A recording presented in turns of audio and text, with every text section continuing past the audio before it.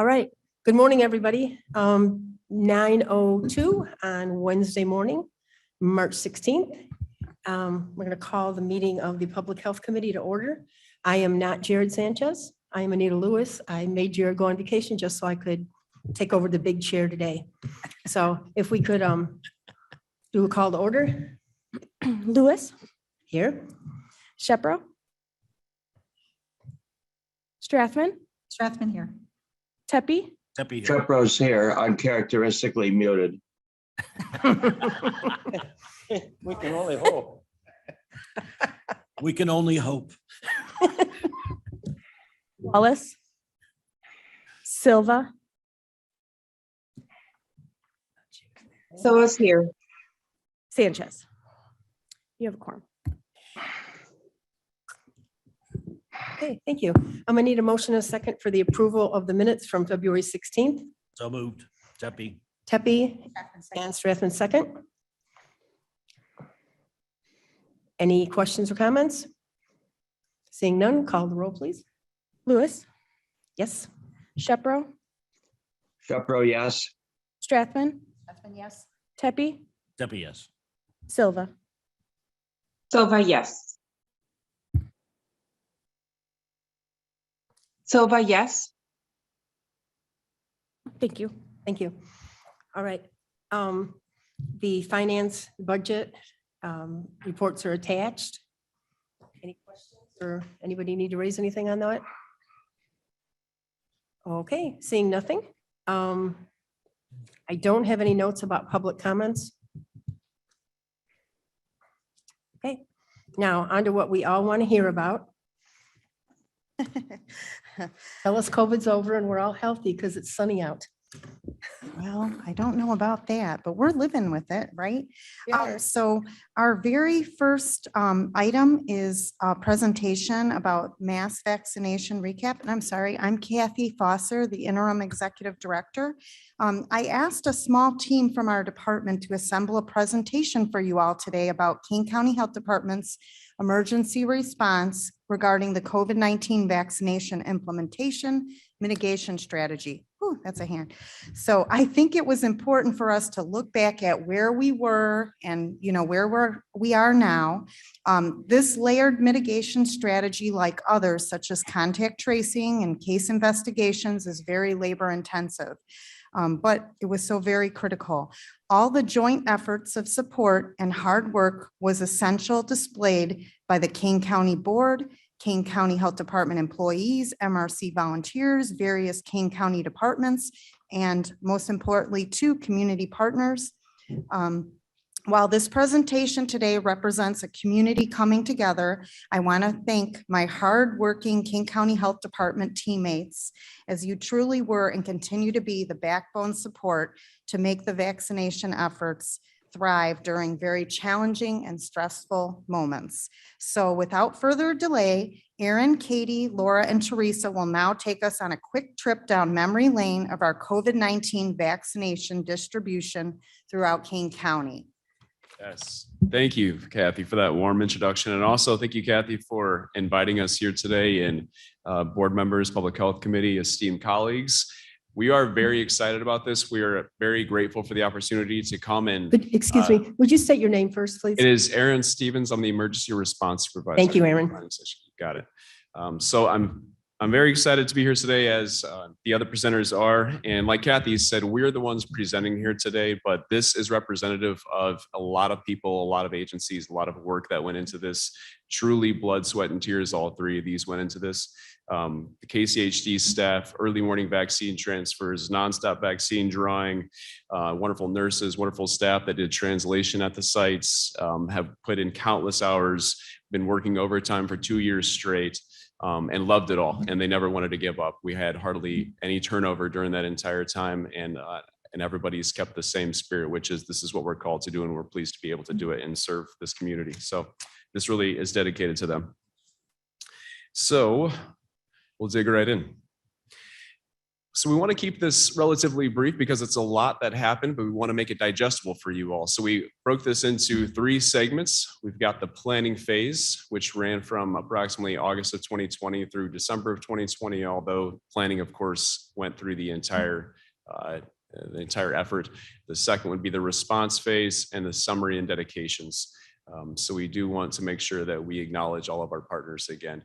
So we'll be doing that. And also, there will probably be things that you're wanting to question or have comments about, and we would just ask if we could just hold questions till the very end. We will open the floor up at the end to have dialogue. All right, so starting out here, going into this, we knew there were going to be a couple of main factors in play that we had to use in our planning. And just to briefly summarize these without reading verbatim, we knew that the distribution of vaccination in large volumes was going to require numerous agency support. So one of the first things we did was we got on the phone and we started having coordination meetings. We thought about how many partners we needed to be in communication with early, because we didn't want to be knocking on their doors the day before we opened up. So we started reaching out 6 months prior to even receiving the vaccine, while we were still heavy in the response of COVID itself, with the testing, PPE distribution, contact tracing, and many other things. If you remember, it was obviously a short time ago, but this was unprecedented, the way that it was expedited and how short of a time duration it was before the vaccine actually hit our doorsteps. So it was literally in the middle of an ongoing massive response that was already unprecedented. So we wanted to get everyone involved early as possible, because of course, many of our healthcare partners were dealing with their own issues. New federal and state assistance was going to be a big part of this. Tier distribution using priority target groups. Going back to H1N1 and other incidents, we know that the CDC is going to say with limited quantities, not everyone is going to be able to receive this from the very beginning, and we will have to use target priority groups. So we wanted to start reaching out and figuring how we were going to organize that, which was a large effort. And then points of dispensing. So of course, we're talking about a mass vaccination site or mass vaccination sites, but just a little brief context here. For basically the last 20 years, if not longer, the CDC has required local health departments to do something called planning for points of dispensing, or pods, or closed points of dispensing.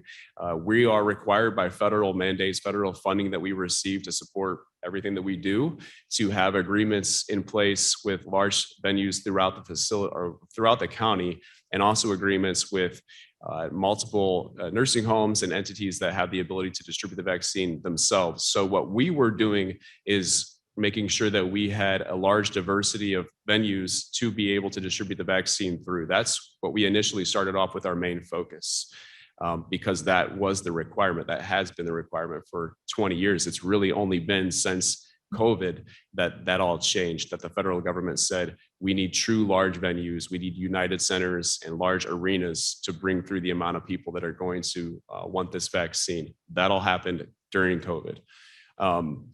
So priority groups, we've already spoken about that. And then we also knew that online registration, electronic registration, was going to be paramount to this, with the surge of people that wanted the vaccine. So going back to H1N1, they weren't as fortunate to have a lot of the technology that was available to us during COVID. And there were stories of large amounts of people being turned away at clinics because the vaccine ran out, and it was a first come, first served basis. Now that's just how it was done. There was nothing else that really went into that. But this was going to require everyone to register before they got there, or else we would be turning literally thousands of people away at the door. So the adoption of online management systems and capabilities changed our efficiency tremendously. Okay, we're going to jump into looking at the mass vaccination plan, and I'll hand this over to Katie Griffiths. Thanks, Erin.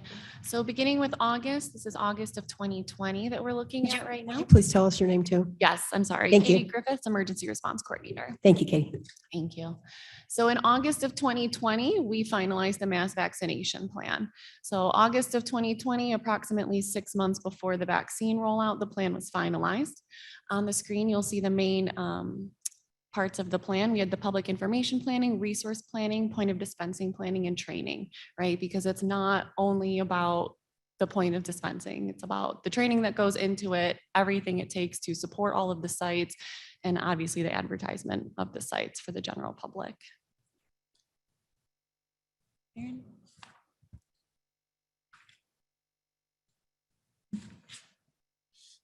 All right, so just to look at the high level objectives that were established in the mass vaccination planning process, again, back in August through October, we knew we had to somehow organize what was going to become literally thousands of activities that had to be executed in a very short time frame by a lot of people involved. So what those really boiled down to was prepare for KCHD to administer vaccines, and at the same time, because we cannot do this alone, prepare medical providers to administer vaccines.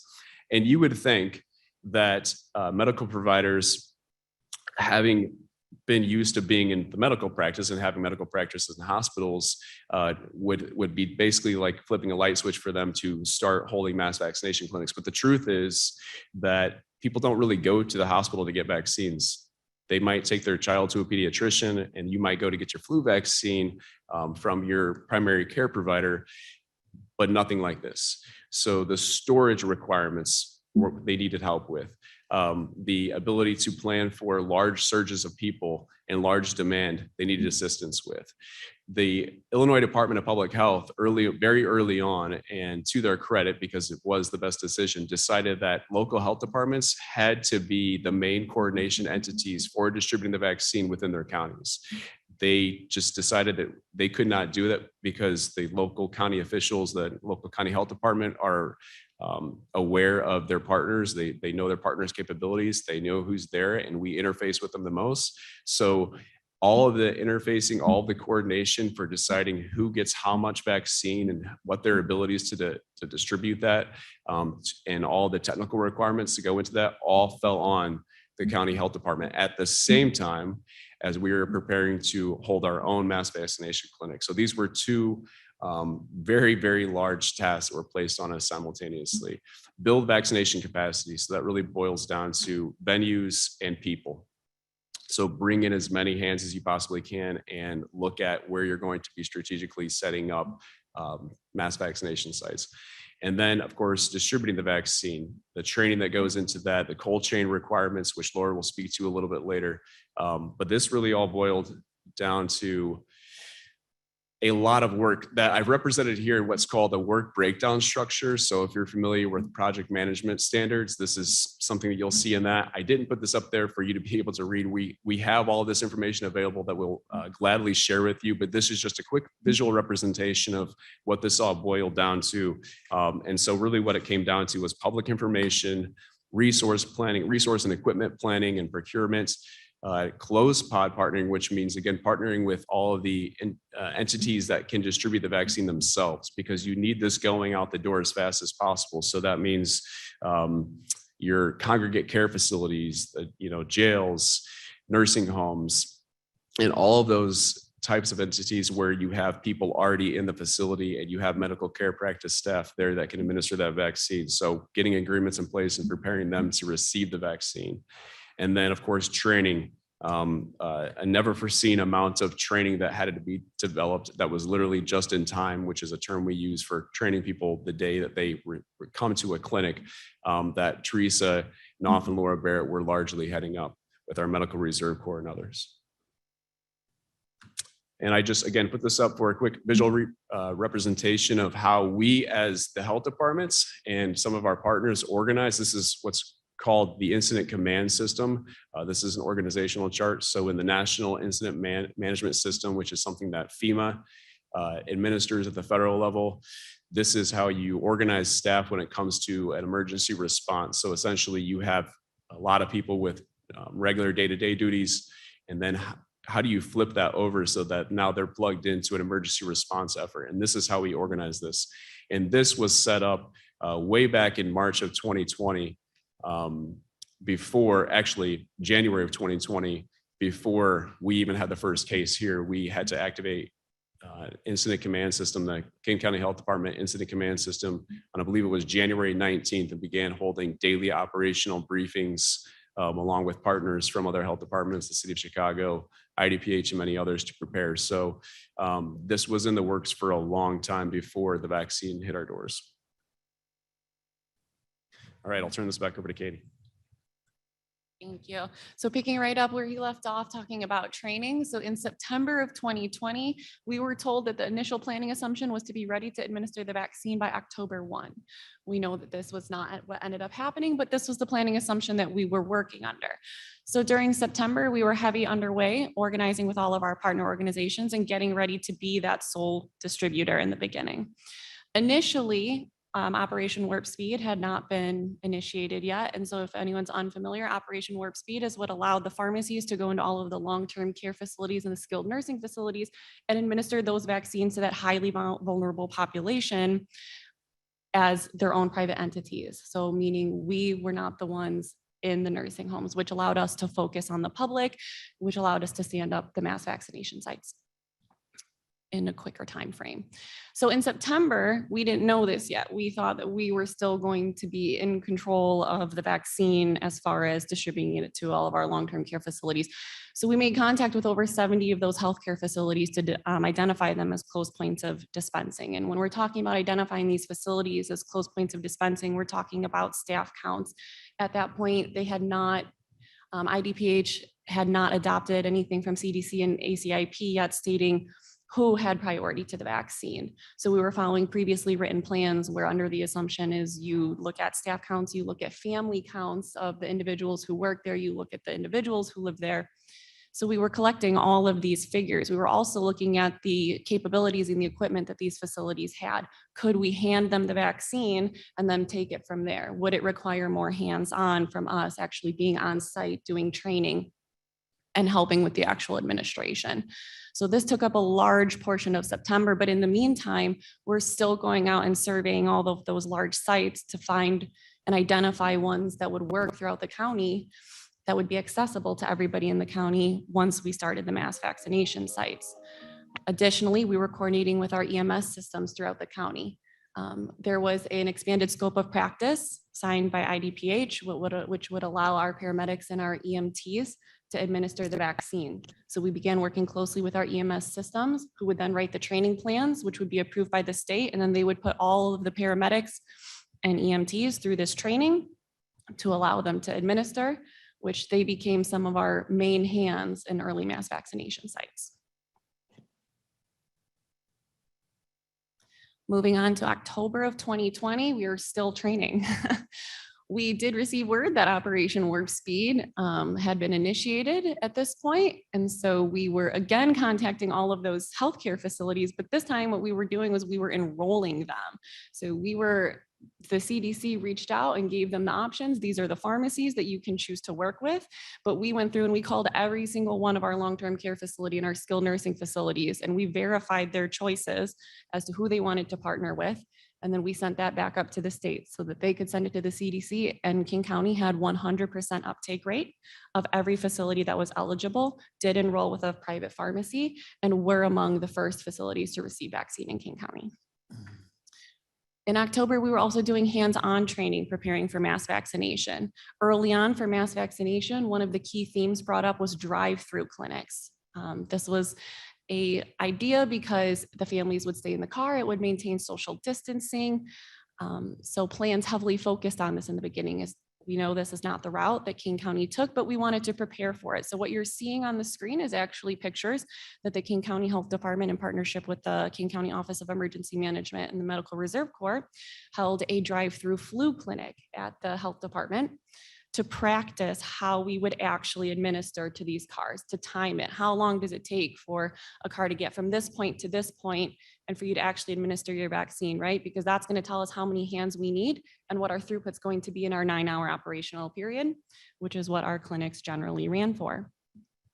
Also in October, we launched the public registration for updates on vaccine timelines.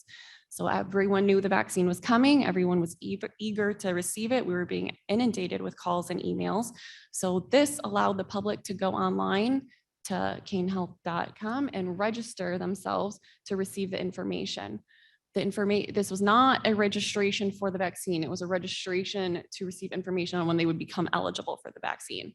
However, when the vaccine did actually launch, we did take all of those emails and they answered a brief survey when they signed up for that information, which then told us which priority group that they were going to fall into. So as soon as we had our priority groups by CDC and ACIP and IDPH adopted, the vaccine came out, we now had a contact list, which we could then send the registration information directly to these individuals, letting them know that they now met priority group, that they could register and they could easily seek the vaccine. And this is Laura Barrett. Just back in October, just as a point with that is an important piece that happened during that month and was very critical to the success of the mass vaccination clinics was securing resources such as refrigerators, freezers, the transport coolers, which was on one of the pictures on up there, the portable transport coolers. We did a phenomenal job with our resource team in the section, but also with our finance team, Cannell Snowden and his team, and making sure that those were secured quickly because everyone in the world was going after those products to get those because everyone needed it. And we had them here and ready to go. So kudos to that team. Hello, I'm Teresa Knopf, Assistant Director for Disease Prevention. And in November 2020, we continued to prepare for the shipment of the vaccines. We set up some rapid antigen outbreak test sites. And this allowed us to find out who was positive for COVID and get them isolated very quickly. So the rapid test takes about 15 minutes. We were able to isolate those positive cases and help prevent the spread of COVID.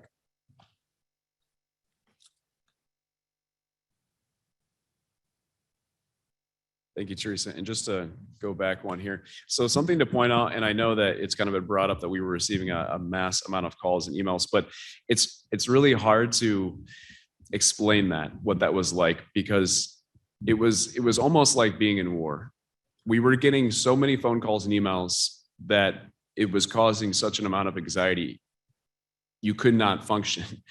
It almost got to the point where we weren't able to do our jobs because of the inundation that happened. So of course it didn't last long, and we knew there were other things that had to take place, like farming that out, putting in structures, call centers, which we did quickly. But just to kind of emphasize the demand, at one point I sat down with some of my staff because it was getting to the breaking point with phone calls ringing, with phones ringing off the hook and emails, and also the objectives that had to be carried out. And I said, imagine you are in the United Center and you're at the floor and everyone in the arena is screaming at you. How would you go about responding? How are you going to get through that moment? And the answer is you can't. You cannot. You just simply cannot respond to that many people that quickly and give everybody what they want. And so although we were all very customer service oriented, and one of the best experiences or part of the experience has been serving, we had to realize what we had to put in place first, which is the structure, which is carrying out what we had to do so that we could serve people and not responding to every single person who was calling us and trying to get through the doors. And at one point it did become necessary to temporarily kind of distance ourselves so that we could do our work, because we were being deluged nonstop 24/7 for months on end.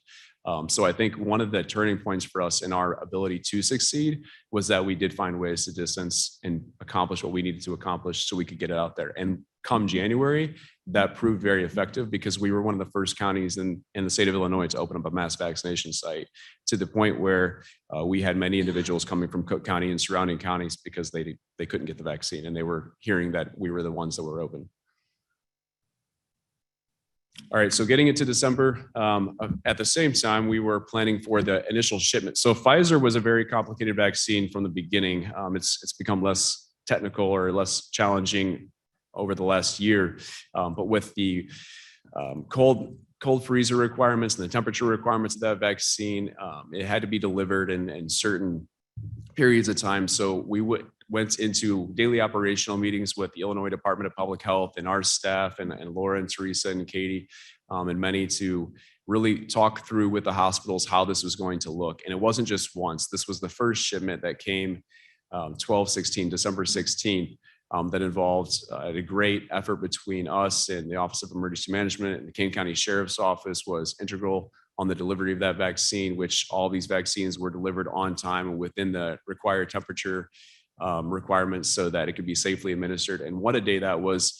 So emotional for so many people as we were bringing this vaccine to the doorsteps or to the loading docks of these hospitals. And you can see Madam Chair and a few other board members there in the pictures on the screen.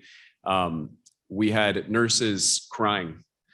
People were crying as this vaccine was coming. And so there's been so much, especially over the last 2 years, on emotions about the vaccine. But I'm reminded of that moment when the individuals that this meant the most to, those who had been suffering loss daily through the patients that they were treating, through their family members, and through the hours that they were committing, this meant the world to them. So to be able to bring this to them and see that reaction was a reminder of why we do what we do and how incredibly important it was. And it was a tremendous day, a tremendous effort by many, and we'll never forget that. But those are just some pictures of that day in the delivery. And there's a pharmacist there going through and making sure that he's got all the vials he needs.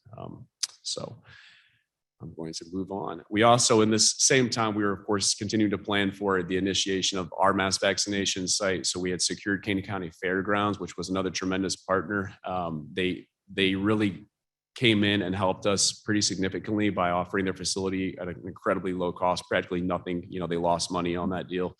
And it really served a great purpose, and they helped us out significantly while we were there. It was a time to transition when we did. But for the time being, while we had to get this vaccine out to the 1A groups, the initial priority groups, it really came in handy. And you know what? A lot of people had great experiences there. And we heard tremendous comments from the community of how well organized and just what the facility did for the flow and what they were able to experience there. All right, moving on to January. Katie? Thank you. So now we're in January of 2021. Mass vaccination has officially begun in Kane County. On January 7th, we opened our first mass vaccination clinic at the Kane County Fairgrounds to serve our phase 1A healthcare providers. At this point, the prioritization groups had been identified. They are listed there below under populations served. So in phase 1A, we saw our healthcare personnel, we saw our congregate care staff, we saw our first responders, our public works staff, and our education sector staff. So 1A through 1B is what was served at the Kane County Fairgrounds. But at the same time, so we started mass vaccination. The fairgrounds ran all the way through into mid-March. We held clinics at the site. We had 4,998 doses administered in the month of January. But I would like to point out the reason we had 4,998 doses administered in the month of January was because the vaccine was so limited at this point. We were still under allocation. So how it would work is the state would receive their allocation, and then ours was dependent upon the population that our county made up of the state. So that's how they did our vaccine allocation. So we had what we had, and that's what we worked with.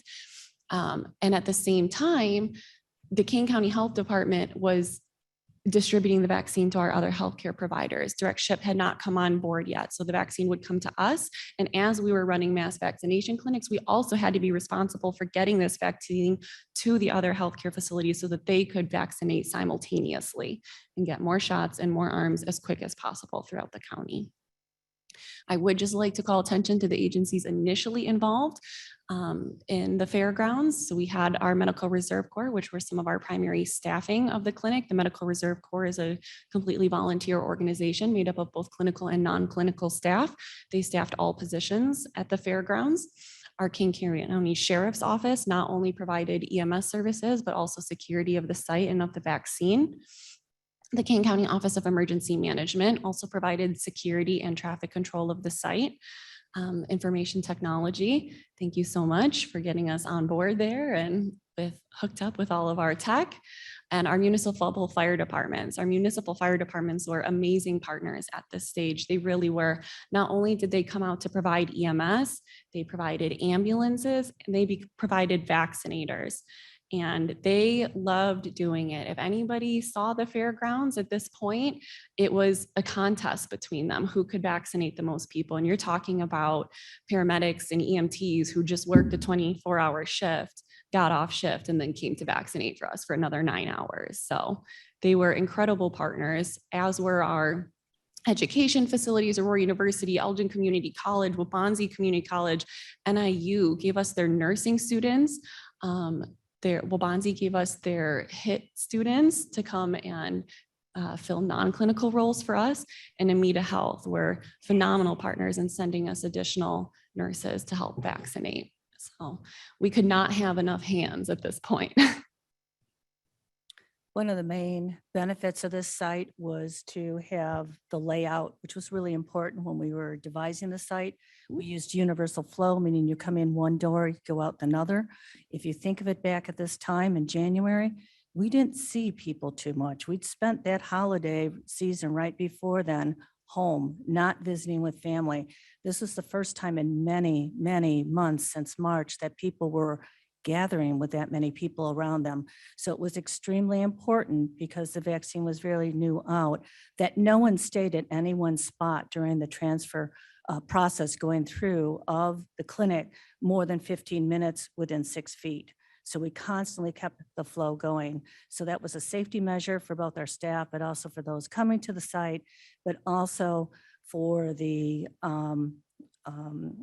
flow to get them in and out in 30 minutes, so that our turnover in our parking lot did not delay anything either. So the idea was to get them in and out in 30 minutes, and that includes that 15-minute waiting time with it. Skill sets, as Katie already has alluded to, we had anywhere from paramedics to nursing students to nurses coming in to administer. We've also had physicians, podiatrists. So skill set varied significantly. Training was extremely important, also validating competency. And one of the pictures up there at the top left or top right is our morning huddle. We did a huddle before each shift and went through what needed to be done, any updates, what we'd learned from previous clinics, and shared that on out to the team and made sure safety was there. This was just a fun clinic. It was just fun to be around people. People were happy to be here. It was exciting. We talked about maintaining that cold chain. So just a reminder what that cold chain is. When a vaccine is produced at the facility, the manufacturer, it is kept and stored at a certain temperature range. It's usually within about 5-10 degrees within that range with it, whether it be a frozen or a refrigerated range. That temperature has to be maintained through the transport to wherever it's being delivered to, through all the way until it's administered into someone's arm. And so we have to follow that. We have to record that temperature either manually every 15 minutes or getting those digital data loggers, which were extremely important, that continuously monitored it. And then we download those reports. We have to send every one of those reports to the state of Illinois for our iCare to maintain our vaccine competency and being able to still provide that. So. And in February, boy, we started expanding. Now we got the joy of finding out what first dose, second dose was. They sent different lot numbers for those, and we had to keep track of those. So the challenges continued on with that. We expanded to holding clinics at the Kane County Sheriff's Office with our EMS team that we expanded. It was a very innovative way of expanding out our services and being able to reach out to our first responders, our sheriff department, and those out in the sheriff's clinics. Redistributing to the partners. So now we had first doses, second doses that we had to make sure that were delivered. These were delivered or picked up at the health department from all of our hospitals, our federal qualified health centers, certain pharmacies in the county, and some doctor's office that would come and pick up their vaccines from us. As Katie had mentioned earlier, we were the only place that was receiving them. They could not get them directly shipped to them directly, so they had to come through us. So we had to maintain that. And again, the doses this month were over 14,000, but it was only limited because the supply was limited at this time. Additionally, in February of 2021, we launched Track using Juvari's system, which is a system that IDPH procured and allowed counties to use free of charge. So what that was our online registration system. Prior to this, throughout the whole month of January, we did utilize online registration for the fairgrounds clinics, but we went through Sign Up Genius. And while it worked, this was better. So what this meant was individuals would go online, they would register for their appointment, they would fill in all of their information, they would receive a QR code in case any of you are familiar with it. They would bring that QR code to our site. We would scan it upon entry and that would check them into the site. That let us know how many people were on site at one time.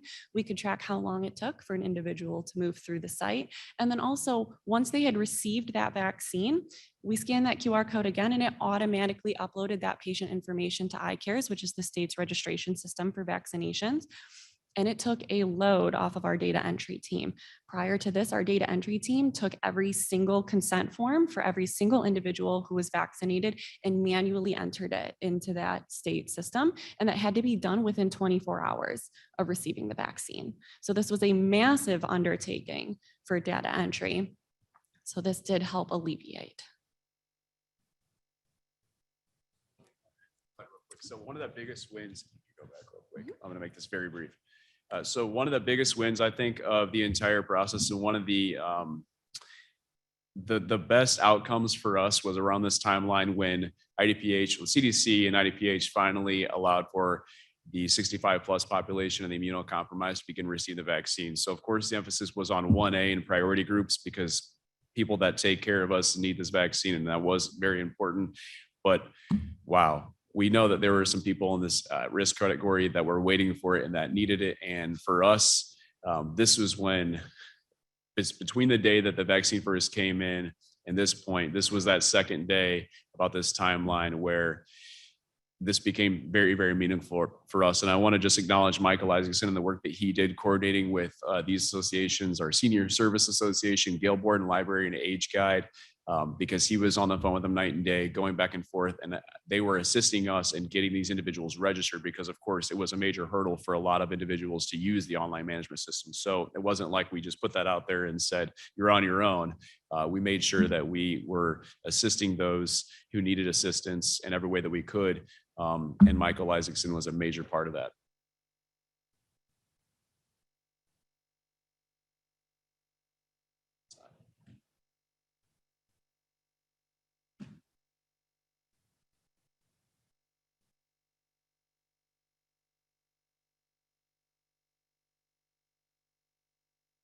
Our Elgin Community College mass vaccination clinic was one of the first times we looked at setting up a mobility impaired fast track. So this allowed people that were having difficulty ambulating or who were in wheelchairs to be able to go and fast track through, not have to go through all the lines. So we would actually take them to a special table and allow them to check in there, receive their vaccine and check out at that time too. And then we also put them in a special area close to the exit for their 15-minute wait time. And this really helped them with being able to tolerate the procedure, the vaccine, and also be able to quickly do it without a lot of physical exertion on their part.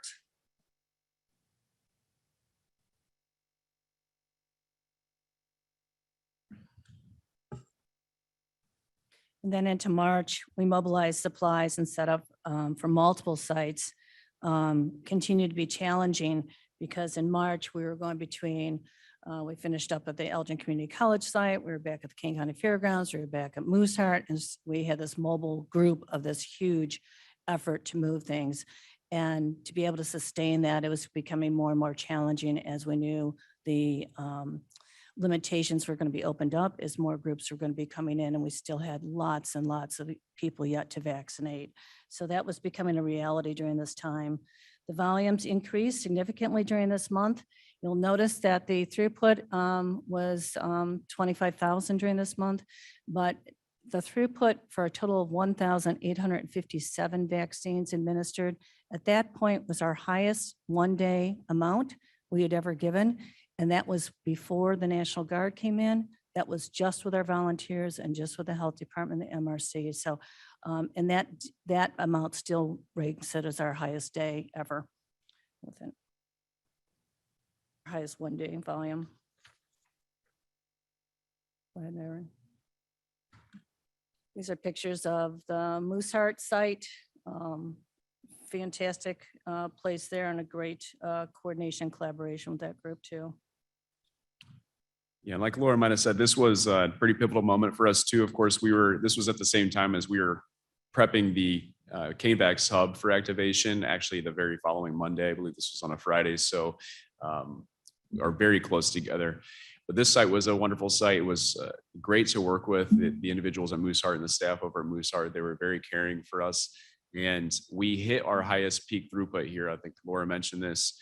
So it was almost a test to see if we were ready to get to KVH because we knew we were about to ramp up the volume as soon as the vaccine became available to us, which of course at this point, the National Guard was coming in at this time, and we were having a lot of discussions with the Kane County Board's office, Madam Chair, Jarrett Sanchez, Kathy, and many from the governor's office on how we were going to become an Illinois site. So until this point, we were 4 Kane County residents, and the vaccine was distributed to different counties based on their population size. So it really wasn't part of the plan to administer it to individuals outside of your county because, again, it was all apportioned based off of population size.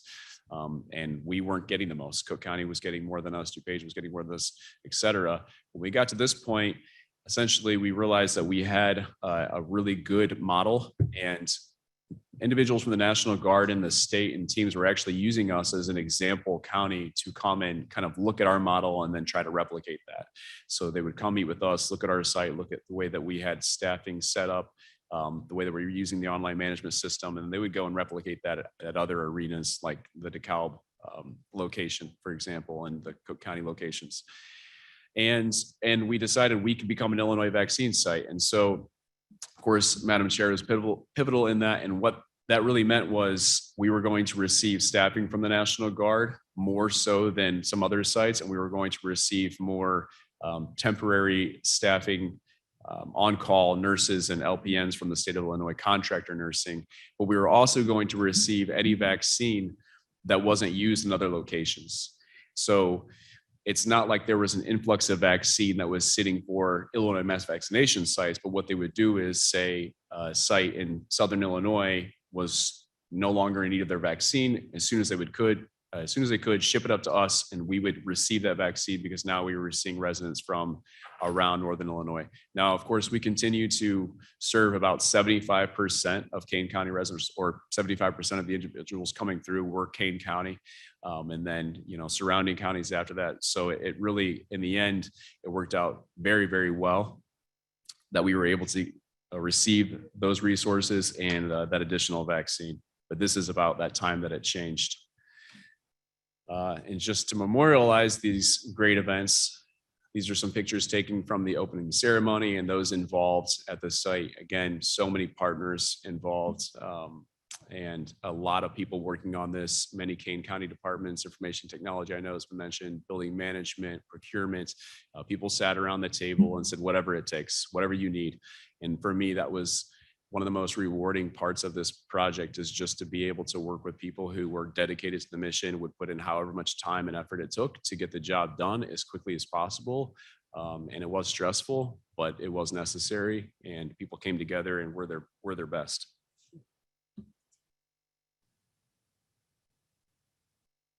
Another here. So another little quick thing to point out too is, of course, while we were still working on our mass vaccination side, we were still coordinating the distribution of vaccine to all of our healthcare agencies. So our ICS leadership team, being Michael, Uche, myself, Kathy, and Laura, would meet every single morning at 8 a.m., rain or shine, no matter what day, no matter what we had going on that day.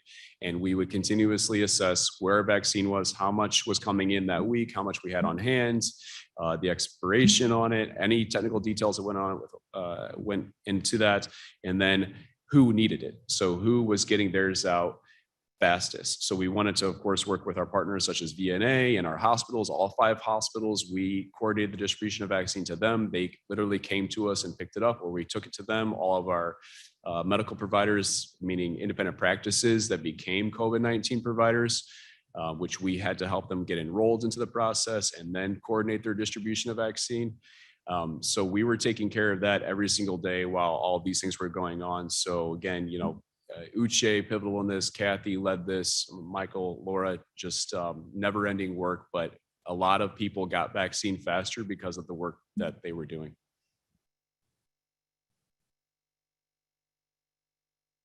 Well, we got through March, right? Got that cane vax up and started. So why not do a couple more spots? So we set up in Aurora on April 2nd, and 5 days later, we opened up Elgin.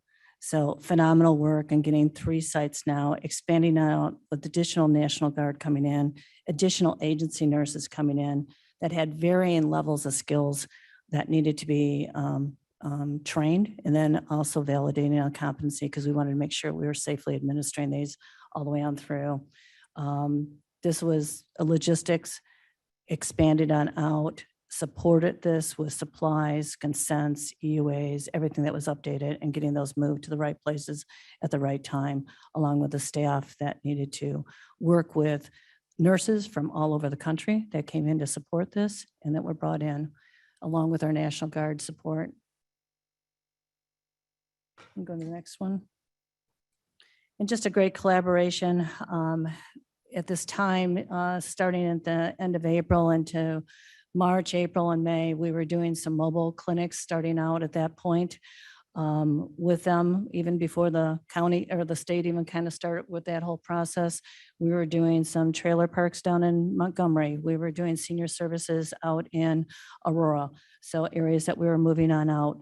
And then as we got further into May, Uche was wonderful at collaborating and coordinating with IDPH sites, with our sites, and making sure that we were truly hitting the health equity gaps that we were finding and starting to see with the vaccine administrations going on in our county, and making sure that all those areas are being covered. We were up in Carpentersville. We were down throughout the entire county with both sites. And working with our partners to make sure anything that was not covered was also covered with our coordination. So thank you, Uche, for all your work on that.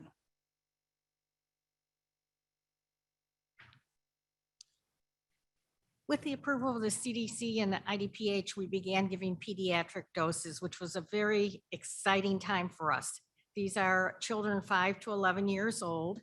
So we wanted to make this a very easy vaccine for these children. So we made a special area that was child-oriented. We decorated it with different things for them to look at. We had some stuffed animals for in case they needed to hold something while they were getting their vaccine. There were tents available for special needs children or for children that had a lot of anxiety, so they could be separated and calm down. The EMS helped a lot there also with talking to the kids and spending some time with them if they needed in the tents, and then giving them their vaccine. We had movies going so that the kids prior to getting their vaccine and after getting their vaccine had something to look at. We also had, the nurses actually went out to get the children, asked the parents if they had any questions, instead of just shuffling the children in to get their vaccine. So this helped with a lot of anxiety with the children. We also had, we gave away when they succeeded in getting their vaccine, which I'd say 99.9% did. We gave them a coloring book with some crayons. We had some donated books, children's books that we let them pick from. We had the YMCA, and I'm sorry, I forget the other group, but they also had new books and some toys and things that the children could pick.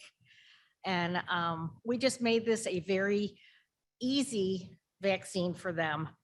Parents were very happy with our pediatric section. And we kept them entirely in their own area.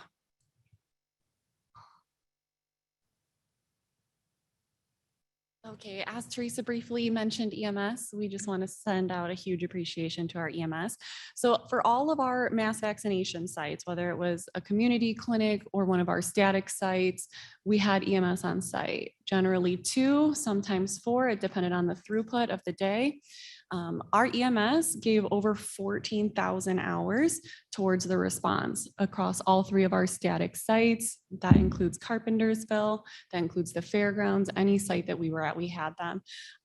Largely, it was provided by the King County Sheriff's Office, and it was all coordinated by Lieutenant Kevin Tyndall with the King County Sheriff's Office. And we truly would not have been able to do it without them. And as Teresa mentioned, if your family needed it, they gave it to you. So anybody who was highly immunocompromised, right? They felt uncomfortable walking into a massive vaccination site where we were packing 4,000 people a day. So they would pull their car up and they would ask if EMS would be willing to come out and provide the vaccine in the car, and they did. Anybody with a special needs child who would not react well to walking into a large site around that many people, they went outside and provided that vaccine. They did everything in their power to make it a comfortable experience for everybody. If you were just nervous around needles, they would let you come and lay in a tent to receive your vaccine rather than sit among the masses in the middle of the clinic. They truly were wonderful. And if you remember, our initial plan was to do the drive-through, and we very quickly realized that that was not going to be a safe mechanism to do that. With this vaccine, as we were seeing some of the reactions and some of the needs to be monitored more closely, and the support from the EMS was crucial to being able to have these continuing on with that. Absolutely. As was the support from our emergency management agencies. Our emergency management for Batavia and for the fairgrounds, Mooseheart, the clinics, all of the clinics except for Elgin and Aurora was provided by the King County Sheriff's Office of Emergency Management, which was coordinated by their director, Sean Madison. And I just wanted to take everybody back to the fairgrounds for a minute, back to January. The vaccine first arrived, and we had masses of people who wanted it, who couldn't get an appointment, who weren't eligible yet. And I mean, people to the point where when we were serving phase 1A, people would show up in scrubs, hoping that that was enough to get them in the door. They would go out and buy scrubs and show up as healthcare providers to get it. And obviously, when we had to turn these individuals away because they did not yet meet the priority groups, I'm sure everybody can imagine and everybody remembers the reaction of somebody who just wanted this vaccine, but we couldn't give it yet. Our Office of Emergency Management, all of our emergency management partners, they're the ones who took the brunt of this. Every complaint, every angry individual, they're the ones who dealt with it. 99% of the time, it never reached us in the clinic because it was handled outside. So we really can't say thank you enough to them. But at the same time, they got all of the happy smiles as well. So they got to hear the stories of how much this meant to individuals coming to receive this vaccine. So we just want to say a thank you to all of our emergency management partners as well. And just in summary and closing here, over the past 15 months, the county health departments provided COVID vaccinations to residents in not only Kane County, but Illinois, our country, and nearly every continent on earth have been part of our vaccination clinic. We could not have done this without the great, and we're very grateful for the tremendous support and the resources both the Public Health Committee has provided and the county board has provided in supporting this. And also to our staff that have been tremendous at just really helping throughout this and making sure everything was completed in a very safe and quick way as possible as we best could. And like I always do, I'm going to make a special shout out for the Medical Reserve Corps. Those are over 8,000 true volunteer hours not compensated for.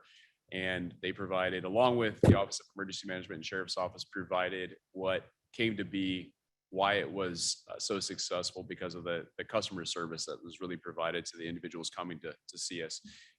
People were taken care of and they treated people like family. And so if you sat down with the Medical Reserve Corps nurse, you felt comfortable with it, and the same as being greeted by the individuals from these other agencies. The spirit that was maintained throughout these just made it worth it. But thank you to our Medical Reserve Corps as well as the other partners. And small, it's a lot to read. I think there's more plans for acknowledging all of the wonderful support that we received, but we had a lot of it. And so we just wanted to at least list out their agency names here and acknowledge them. So this is over 50 agencies were involved in this. So truly a whole community effort. So thank you all. Thank you for having us come to present this to you and listen to this today and giving us the time. And thank you for your support as well. If we haven't said that enough, we sincerely appreciate it. And thank you, Kathy, again for the opportunity and inviting us here today. All right. And I will, you know what, I'll throw it out. I don't know if we have time for it or not, but if there were any other questions, we did want to make sure we entertained any of that if there's time. Okay, if there is questions, if you could just throw them in the chat room and we'll make sure they get answered because we are definitely running very far behind. But thank you so much for the presentation.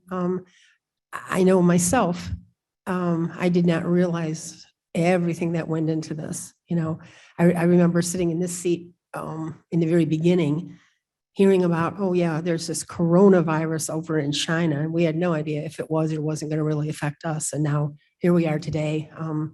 You guys have all done an amazing job. I'm just grateful for everything. Thank you very much for the presentation. Awesome. Okay, so we'll go on to the next agenda item. So we, as promised, so we attached a quarterly strategic plan summary. And so that was available. And so if anyone has any questions, we'd be happy to answer that at this point. Okay, again, since we're running so late, I don't see any questions. So if you do have anything, just throw them in the chat room or send them directly to either Jared or Kathy, and love to answer them. Thank you. All right, excellent. And next we have a very brief COVID-19 update by Ms. Uche Anwuta, our Director of Health Protection.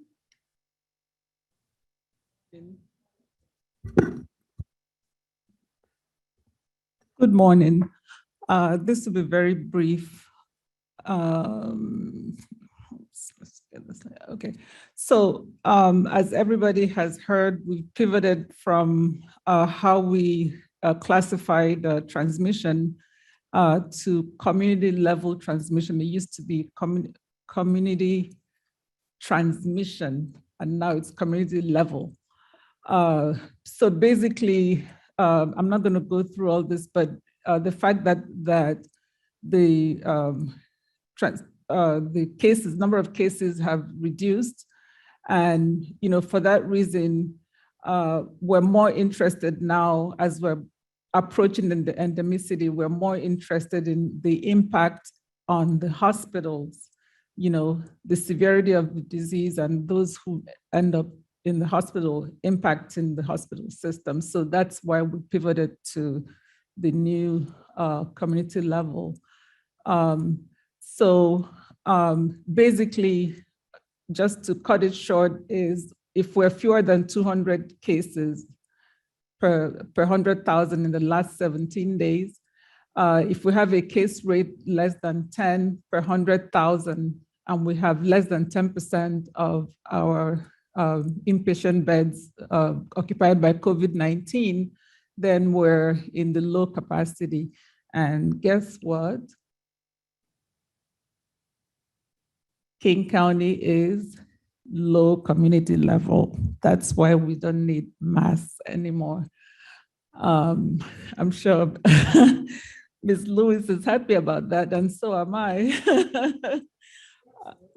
Yeah, so you can see with our numbers, we're less than 10% bed utilization, less than 10% admissions, and our cases are less than 200 per 100,000. So I usually give this, the variance, when I presented last month, I told you that we didn't have any BA2. Well, right now we do.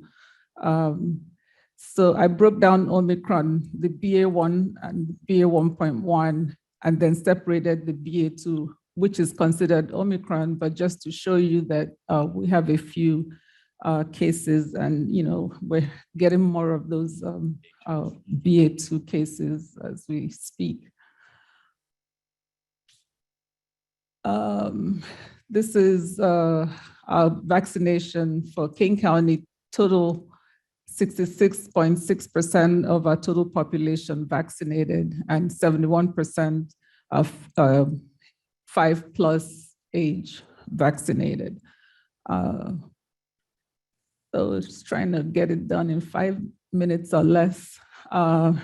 Everybody is still eligible to vaccinate, and we still encourage vaccination so that we don't have to go back to wearing those masks. So please still encourage people to get vaccinated and get boosted. Happy St. Patrick's Day. Thank you. I think the last thing that she said was super important to remember. We can't let up now. We still have to get vaccinations. We need to get the boosters. If you're in public places and you feel like wearing your mask, wear it. You're certainly it's not gonna hurt anything to wear the mask. And back to the good old fashioned hand washing and all those things that we kept talking about at the beginning, we still need to be vigilant with. Thank you. Bates, please. Madam Bates, good morning. Bates, please. Hi. Are we recommending a fourth shot? That's just coming up. Yeah, this is Laura Barrett. At this time, it has not been approved or through the CDC, so we're waiting for that approval to come through. There has been research showing that there's some positives for that, for those that are 65 and older, and that may be something that we'll be seeing coming down in the next few weeks, but we have not received any word on that yet. Okay, thank you. Madam Chairman. Yes, Tepe Mr. Byrne. here. The question I'd like to ask is how do you feel about the continuation, or is it time to look at ending the Caneback site in Batavia? Anybody want to jump on that one? So, See the numbers going down mhm. in the number of people that are being getting immunization there. And my thought is that it can be handled by other sites, and that by going out into the community and putting on individual clinics, and by advertising that, I think we would get much more effective utilization of that. Yes, so Kathy Bosser, interim executive director. So we will definitely have a follow-up meeting when Jarrett returns and with Madam Chair and discuss those certainly. And, we will do, whatever the board desires, so. Okay, and if there's no other questions, we do have a resolution this morning.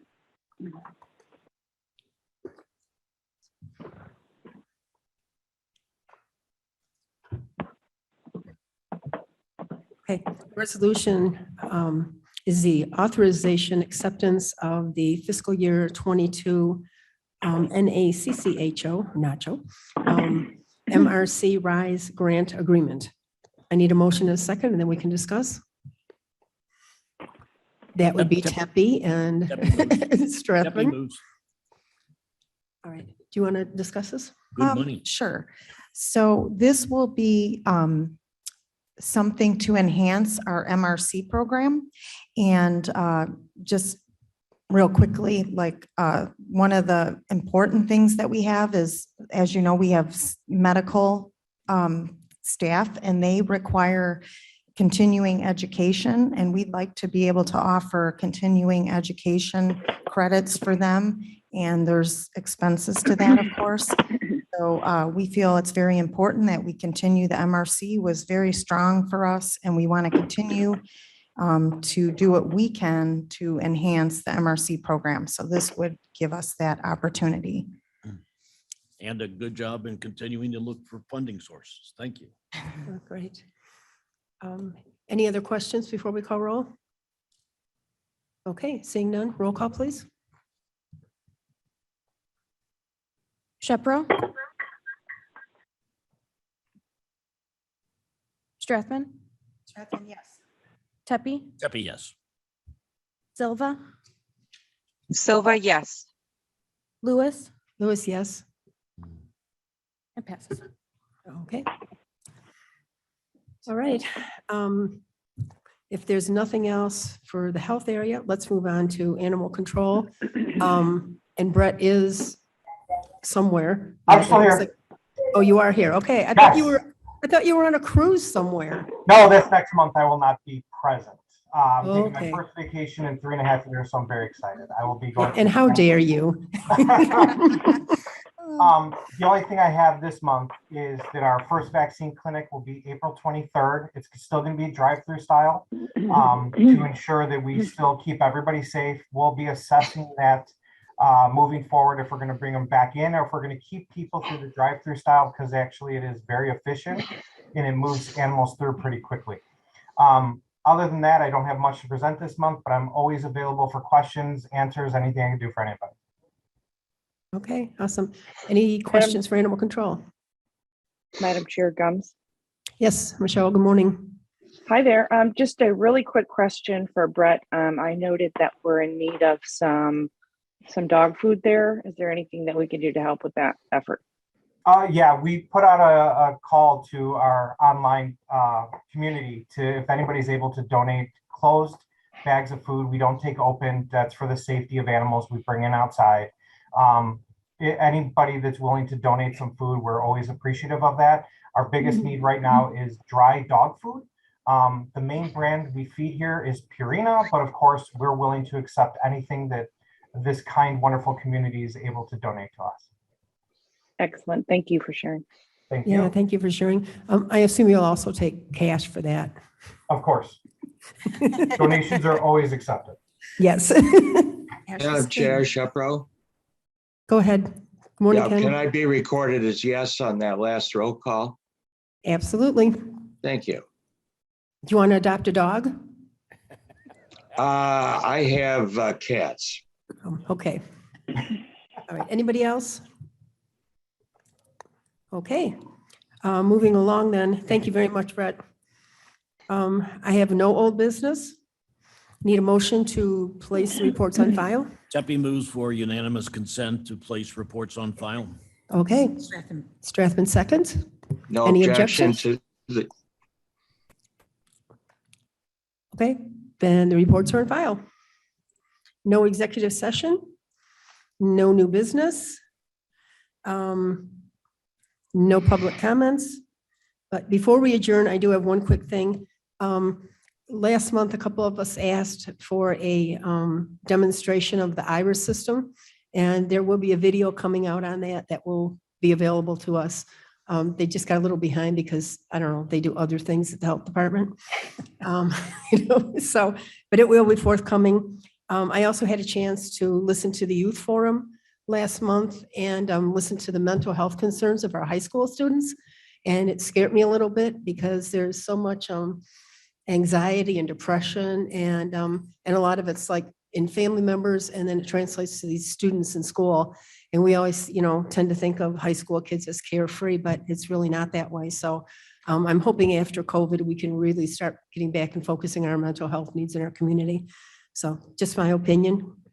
I guess we need Mr. Kenyon to speak up. In honor of Mr. Kenyon, Mr. Tepe moves for adjournment. I'm not a member. And Strathman seconds. Yes. Okay, thank you. In honor of Mr. Kenyon. All in favor? Aye.